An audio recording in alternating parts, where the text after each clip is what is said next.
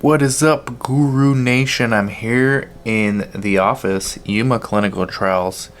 We're doing, I know you guys wanted updates, can't show you that side, training log. And it's Katie's, what is it now? Week 6?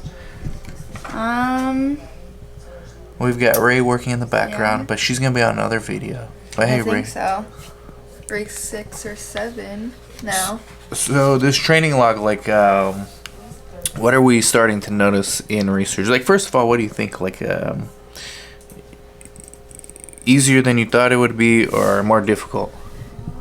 Easier than I thought it would be. Just as much work as I thought it would be, though. Like, it's a lot of like, you just gotta make sure you're doing everything right, pretty much. It's kind of difficult to make sure you know, like, you need to do this, this, and this for this study or this study, and there's a lot of different studies going on, so.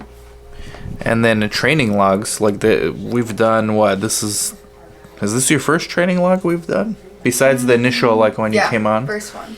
And so what do you think? Like, you're noticing, like, when mistakes are made, that are like process mistakes that can be corrected. Like, for example, an assessment should be done first before anything else. Yeah. And it's not done because sometimes when you're new to a study or new as a coordinator, you just think, okay, I need to just make sure everything gets done, right? Yes, exactly. Like, so you did this without getting into details. You did this, and it wasn't a big deal, but how was it that it came about? Like, was it just, it was a lot going on at the time? Well, it was my first visit I did without any help besides the sub-I, and I was a little nervous, so I just wanted to make sure, because we've gone through all the steps before, but it was my first time actually doing everything on the computer by myself instead of having someone else do it and just show me. So it was me being more hands-on, and pretty much I was just making sure I was doing everything, and then I forgot to look at some stuff after it was done and messed up a little bit. Yeah. Luckily, it wasn't a big deal, but sometimes these things can be big deals, like especially when investigational product is involved. Mm-hmm. And in the other studies, we kind of collectively made some mistakes. Maybe the PI did, and we've got to correct them when the monitoring visit comes. So our next monitoring visit's coming up soon, and these kind of retrainings, like the training log, anytime a retraining needs to be done, it's really based on the site's preference. Like, is this something you want to retrain your staff on or not? And sometimes the CRA will tell you, well, no, you do need a retraining in this case. In the case with Katie, and then a few other little process issues we've had, there were more technical glitches with the systems, like not hitting submit, but actually doing the assessment but not hitting submit on the IRT. That's another one that we have to do. It's more of a technicality. We did document it with Notifiles in Creo, which is our eSource system, but sometimes if the site doesn't do a training log, either they forget, they haven't had enough time, or they thought they didn't need to do it, the CRA will come in and say, no, you probably should do it, and then they will either leave it as an action item for you to do, or they will just, if they have enough time, train the site themselves. So this is like a common thing that happens repeatedly in research. But thank you, Katie, for sharing your personal example. And now you know, at least for this study and these two particular things, like, where you can mess up. Problem is, there's like hundreds of other possibilities too. So there's really no way to avoid mistakes, basically, bottom line. Yeah. And even like veteran CRCs, it's always on new studies. So even if, like, I've been doing this 17 years and make mistakes too. I've made many mistakes on these studies we've had here so far. So it's just new studies require new learning, and you're going to have a lot of different training logs, and this is why the CRAs come out within 2 weeks of your first randomization usually, to make sure you're not repeating the same mistakes over and over again. Hey, Guru Nation, so Jaime and myself, we're leaving one of the clinics. We just dropped off a fridge Office is a mess there, so we can't show you. I don't want to show you right now. But basically, you just watched the training. You know, today, before you got there, I did a training with Katie on the mistakes she made. And so this whole video is like about potential mistakes in clinical research. Yeah. And, you know, now people have been following you. We've been doing this for like a year now. Over a year, I want to say. Yeah, About summer last year. Yeah, you're right. So how is it progressing as far as you thought? Jaime Valles, sub-investigator, nurse practitioner. You know, when we started, the beginning, I was very skeptical, to be honest. I was like, I don't know. It sounds too good to be true. Yeah, This Dan guy sounds like a con artist. I was like, this is a little fishy, maybe. But then, Luckily, I know his wife. that's right, you know, Dan's wife, our families we're like family. And so I was like, no, they will not put me in this. So anyways, we started knocking on doors, and I remember getting the boot a few times, like, you know, doors not opening, and everything started aligning, you know. The right PI agreed, which is honestly, I think is our best bet in town. We live in a small town, which is about 100 and some thousand people, right? Yeah, like 150 in the greater area. Yeah, so it's not big town.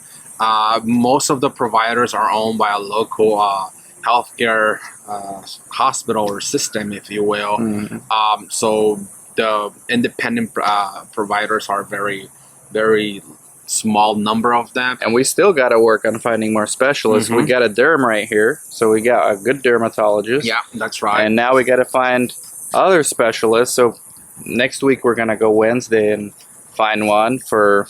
We have to actually go out of town to find one for a sub-by. But what do you think? Like, is it better than you expected, or about the same? You know, or worse? I think it's better. I think it's better. We just had to be patient because when we started the videos, it was mainly the planning. We got nothing really. It was like, oh, we're gonna get this. We are gonna start out of the PI's office, and then we're gonna rent our own place. Then finally we have the PI, we got the office, then we got the first study. We needed everything, all the requirements for the study. We even had to do a crash cart for that study, and I think there were some videos on that. So now we have, what is it, like 5 studies now? Yeah, 5 studies. Yes. And then 2 or 3 more like very close to be granted to us. So now we're starting seeing patients. This week was it's been a patient a day, which is great. Just great. Granted that about 8 or 9 out of those months was just planning, getting everything together. So patience is key. And now that everything's rolling, we already have 2 more employees that you guys know, Desiree and Katie. So they know them, and they just saw me and Katie explaining the training log. Yeah. And we have one actually for you to do when you get back. But I'm in trouble too. No, it's it's actually, we can't say all the details, of course, but there's always little things, technical issues. But the main thing is, like anything else, don't do a mistake willingly. So little mistakes they'll always be there. We're only human, right? So as long as we learn from them, we don't repeat them, and obviously we cause no harm. That's the main one. And document it properly. And document it properly, yeah. Because in research, that's really what it's all about, is the documentation. And if something happens, be honest, be truthful, follow through. The protocol will guide you on what to do if something happens. Your PI will as well. But luckily with us, mistakes that that had happened are more technical, if you will. They're not necessarily clinical, which is great, because we revise everything, and that's the key. Just pay very close attention to the protocol and don't deviate from it. So as a nurse practitioner, do you think this research is a best kept secret for nurse practitioners? Well, since nurse practitioners cannot be PIs, it's hard. It's gonna be hard because, in all honesty, you don't need a nurse practitioner to have a research clinic. Like you do need a doctor to an MD or DO to have a research clinic. So MPs are more like a middle person, if you will. The MP, like in my case, it's. I mean, it's not that I'm not doing anything, but it's for the network, and obviously PIs are very busy. So where the MP will come in place is try to alleviate all the workload for the PI, have everything ready, or the little things that are per protocol safe, just to get them over with, and obviously at the end of the day run everything by the PI, but everything will be more smooth for the PI, if you will. Yeah, the reason I ask is lately we've been having a lot of NPs wanting to open sites. Yeah, and they're perfect because they're connected with all the doctors. that's right, and that's where I think the NPs or PAs can shine. We cannot be PIs, but we know some of the clinical aspects of research, so coordinating, and they'll be easier to recruit a PI, because in the beginning, if you tell a PI, you know what, it's gonna take us almost a year to see a patient, they're probably not gonna go with you. Yeah, we have to have a patient one. But anyways, we're gonna go talk to our vendor right now, square some things away with them. That's right. It's another thing we gotta do, vendor management. Then we're gonna go back and screen a patient, and maybe we'll do a little highlights of that too. That's right. So catch you guys later. All right, bye-bye.